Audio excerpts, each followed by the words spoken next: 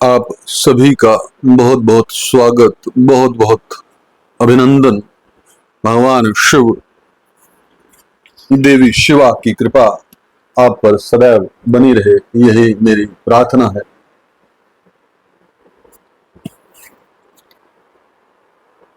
आइए शुरू करते हैं शिव पुराण की वायव्य संहिता की इस कथा को और जानने का प्रयास करते हैं कि ऋषि मुनि हमें इस कथा के माध्यम से क्या समझाना चाहते हैं। टॉपिक है बालक उपमन्यु को दूध के लिए दुखी देख माता का उसे शिव की आराधना के लिए प्रेरित करना तथा उपमन्यु की तीव्र तपस्या। ऋषियों ने पूछा, प्रभु, धौम्य के बड़े भाई उपमन्यु जब छोटे बालक थे तब उन्होंने दूध के लिए तपस्या की थी और भगवान शिव ने प्रसन्न होकर उन्हें क्षीर सागर प्रदान किया था। परंतु शैशवावस्था में उन्हें शिव शास्त्र के प्रवचन की शक्ति कैसे प्राप्त हुई और वे कैसे शिव के सत्य स्वरूप को जानकर तपस्या में निरत हुए। तप शरण के पर्व में उन्हें भस्म के विज्ञान की प्राप्ति कैसे हुई, जिससे जो रुद्राग्नि का उत्तम वीर्य है उस आत्म रक्षक भस्म को उन्होंने प्राप्त किया। वायुदेव ने कहा, महर्षियों, जिन्होंने वह तप किया था वे उपमन्यु कोई साधारण बालक नहीं थे। परम बुद्धिमान मुनिवर व्याघ्रपाद के पुत्र, उन्हें जन्मांतर में ही सिद्धि प्राप्त हो चुकी थी, परंतु किसी कारणवश वे अपने पद से च्युत हो गए थे, योग भ्रष्ट हो गए थे। अतः भाग्यवश जन्म लेकर वे मुनि कुमार हुए। एक समय की बात है, अपने मामा के आश्रम में उन्हें पीने के लिए बहुत थोड़ा दूध मिला। उनके मामा का बेटा अपनी इच्छा के अनुसार गरम गरम उत्तम दूध पीकर उनके सामने खड़ा था।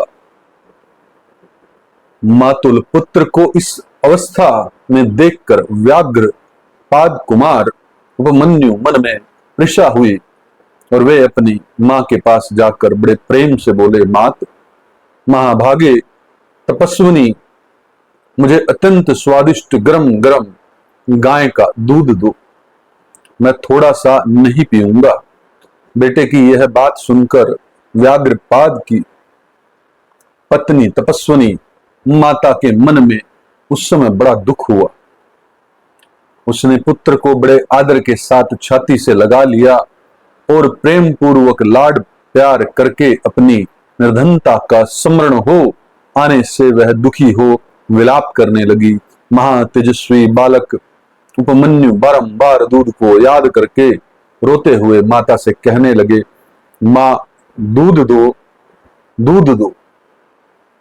बालक के उस हठ को जानकर उस तपस्विनी ब्राह्मण पत्नी ने उसके हठ के निवारण के लिए एक सुंदर उपाय किया। उसने स्वयं उच्च वृत्ति से कुछ बीजों का संग्रह किया था। उन बीजों को देखकर उसने तत्काल उठा लिया और पीसकर पानी में घोल दिया। फिर मीठी वाणी में बोली, आओ आओ मेरे लाल। यो कह बालक को शांत करके हृदय से लगा लिया और दुख से पीड़ित हो उसने कृत्रिम दूध उसके हाथ में दे दिया। माता के दिए हुए उस बनावटी दूध को पीकर बालक अत्यंत व्याकुल हो उठा और बोला, मां, यह दूध नहीं है। तब वह बहुत दुखी हो गई और बेटे का मस्तक सूंघकर अपने दोनों हाथों से उसके कमल सदृश नेत्रों को पोंछती हुई बोली, बेटा, अपने पास सभी वस्तुओं का अभाव होने के कारण दरिद्रतावश मुझ अभाग्नि ने पिसे हुए बीजों को पानी में घोलकर यह तुम्हें मिथ्या दूध दिया था। तुम दूध नहीं दिया, ऐसा कहकर रोते हुए मुझे बारंबार दुखी करते हो, किंतु भगवान शिव की कृपा के बिना तुम्हारे लिए कहीं दूध नहीं है। भक्ति पूर्वक माता पार्वती और अनुचरों सहित भगवान शिव के चरणाविंदों में जो कुछ समर्पित किया गया हो वही संपूर्ण संपत्तियों का कारण होता है। महादेव जी की धन देने वाले हैं। इस समय हम लोगों ने उनकी आराधना नहीं की है, वे भगवान ही सकाम पुरुषों को उनकी इच्छा के अनुसार फल देने वाले हैं। हम लोगों ने आज से पहले कभी भी धन की कामना से भगवान शिव की पूजा नहीं की है, इसलिए हम दरिद्र हो गए और यही कारण है कि तुम्हारे लिए दूध नहीं मिल रहा है। बेटा, पूर्व जन्म में भगवान शिव अथवा विष्णु के उद्देश्य से जो कुछ दिया जाता है वही वर्तमान जन्म में मिलता है, दूसरा कुछ नहीं। उपमन्यु बोले, मां, यदि माता पार्वती सहित भगवान शिव विद्यमान है तब आज से शोक करना व्यर्थ करो। महाभागे, अब शोक छोड़ दो, सब मंगलमय ही होगा।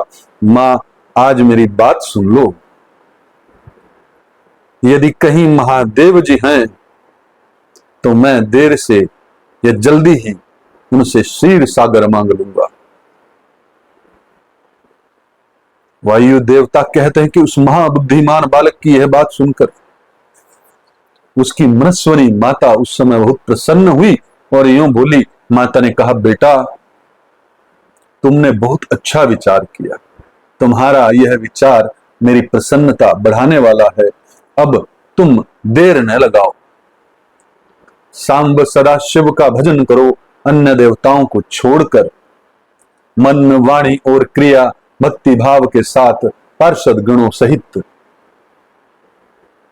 उन्हीं सांब शिव का भजन करो। नमः शिवाय यह मंत्र उन देवादि देव वरदायक शिव का साक्षात वाचक माना गया है। प्रणव सहित जो दूसरे 7 करोड़ महामंत्र हैं वे सब इसी में लीन होते हैं और फिर इसी से प्रकट होते हैं। यह मंत्र दूसरे सभी मंत्रों से प्रबल है, यही सबकी रक्षा करने में समर्थ है, अतः दूसरे की इच्छा नहीं करनी चाहिए। इसलिए तुम दूसरे मंत्रों को त्याग कर केवल पंचाक्षर के जप में लग जाओ। इस मंत्र के जिह्वा पर आते ही यहां कुछ भी दुर्लभ नहीं रह जाता।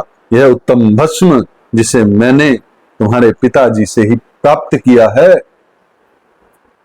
यह विरजा होम की अग्नि से सिद्ध हुआ है, अतः बड़ी से बड़ी आपत्तियों का निवारण करने वाला है। मैंने तुम्हें जो पंचाक्षर मंत्र बताया है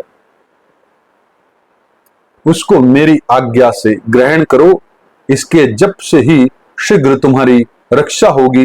वायु देवता कहते हैं कि इस प्रकार आज्ञा देकर और तुम्हारा कल्याण हो, ऐसा कहकर माता ने पुत्र को विदा किया।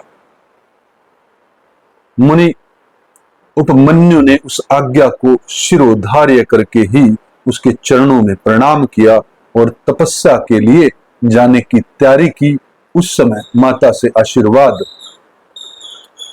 देते हुए कहा, सब देवता तुम्हारा मंगल करें। माता की आज्ञा पाकर उस बालक ने दुष्कर तपस्या आरंभ की। हिमालय पर्वत के एक शिखर पर जाकर उपमन्यु एकाग्रचित्त हो केवल वायु पीकर रहने लगे।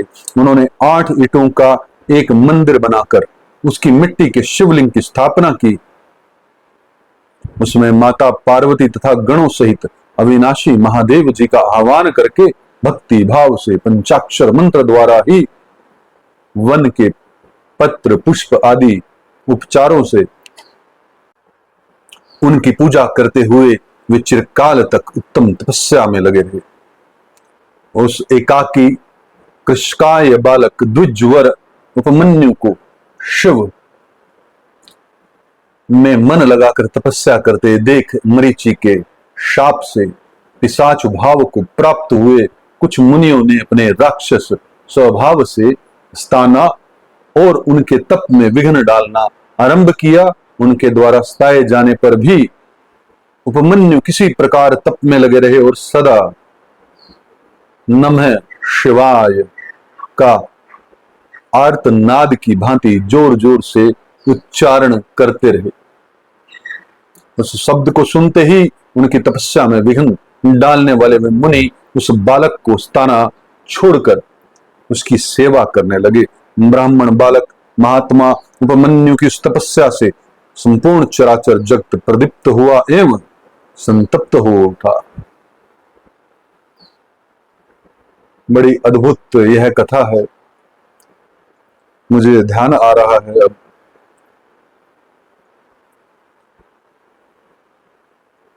कि कैसे हम सिर्फ नमः शिवाय या शिवाय नमः कहकर इसे बार बार जप कर सब कुछ भूल और महादेव और देवी पार्वती जी से और गणेश जी से आज्ञा ले इस मंत्र का जप प्रारंभ कर सकते हैं। लगभग मेरी समझ में मैक्सिमम लोग शूद्र चेतना के हैं, तो उन्हें शिवाय नमः का जप करना चाहिए। एक एपिसोड में बताया भी है कि किसे नमः शिवाय का जप करना चाहिए या किसे शिवाय नमः का जप करना चाहिए। ये सिर्फ चेतना है। और अगर मैं दो ही भागों में विभक्त करूं तो क्षत्रिय, वैश्य और शूद्र की जिसकी भी चेतना है, जो कि 99% इस पृथ्वी पर यही चेतना है, उन्हें शिवाय नमः का जप करना चाहिए। और जब आपकी चेतना ट्रांसफॉर्म हो जाए तो फिर नमः शिवाय का जप करना चाहिए। ऐसा बहुत से गुरुओं ने कहा कि ओम शब्द का इस्तेमाल नहीं करना चाहिए। ओम चेतना को परम चेतना में लीन करने का साधन बनता है। जब भी हम पंचाक्षर मंत्र का जप करते हैं,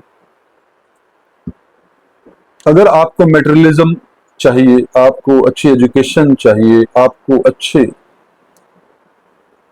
लग्जरियस लाइफ चाहिए, तो फिर शिवाय नमः का ही मात्र जप करना चाहिए। ये मैं अपनी समझ से कह रहा हूं। मुझे भगवान शिव, देवी पार्वती क्षमा करें इस बात के लिए कि कुछ भी मेरे भाव से गलत निकला हो। और आप आज से ही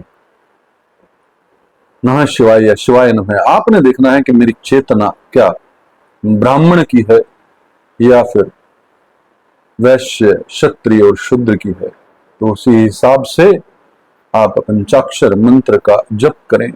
और मंत्रों का सार शिव पुराण में बताया गया है। अगर मैं भगवत गीता पढ़ूंगा या मैं भागवत पुराण पढ़ूंगा, भागवत कथा करूंगा, तो उसके अंदर हो सकता है कुछ और कहा गया हो, परंतु ये भी एक साधन मात्र ही है। मार्ग तो एक ही है, मार्ग अलग अलग हैं और मंजिल एक है। आप सभी के जीवन में शुभता फलित हो। ओम तत्सत, ओम तत्सत, ओम तत्सत।